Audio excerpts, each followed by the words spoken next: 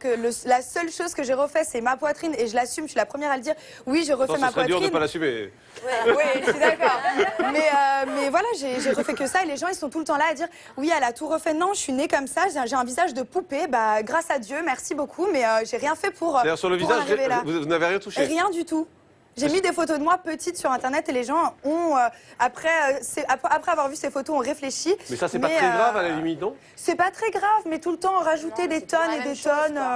Il y a autre chose à découvrir, quoi. Je veux dire, à un moment donné, il faut creuser un peu et forcément, enfin, c'est pas parce qu'une nana.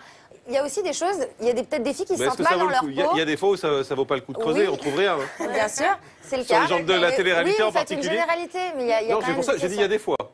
J'ai pas dit à chaque fois. Mesdemoiselles, on dirait juste aussi que vous êtes en train de vous plaindre sur votre physique si avantageux à un moment donné.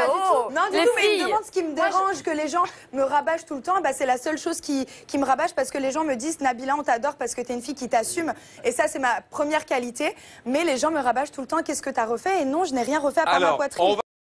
La comparaison. Si la comparaison est simplement physique, j'ai aucun problème avec ça dans le sens où bah voilà, c'est une jolie fille. Si on me compare à Kim Kardashian, qu'à cela ne tienne, ma foi, il n'y a pas de souci.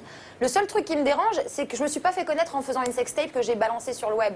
Donc à un moment donné, je veux bien qu'on me colle une étiquette de fille facile, de fille sulfureuse, de fille malin, mais c'est fondé sur quoi?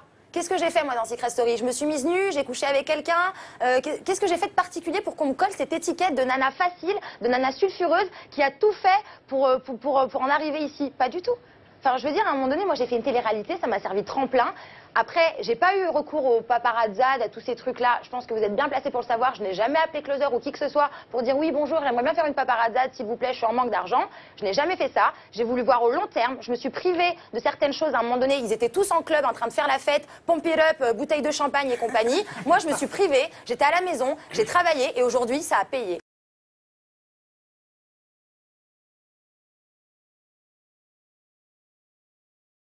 Moi, c'est vrai qu'en premier abord, je vais pas mentir, on va être honnête, je regarde le physique parce que c'est la première chose qui m'attire. Et après, le compte en banque. Après, le compte en banque. Et en troisième position, si le mec, il est sympa, il a du caractère et du charisme. Mais ça arrive qu'en troisième position. Bah, des fois, ça se place au milieu, mais ça dépend. La franchise est exceptionnelle, quand même. Je vous adore. François-Xavier Delors, qu'est-ce qu'elle aurait pas dû dire depuis le début de cette émission, par exemple? Qu'elle regardait le compte bancaire des mecs en deuxième position. Et pourtant, c'est vrai, on sent bien que c'est vrai quand mais oui, mais bon, il y a en 2012, mais il y a énormément de nanas qui...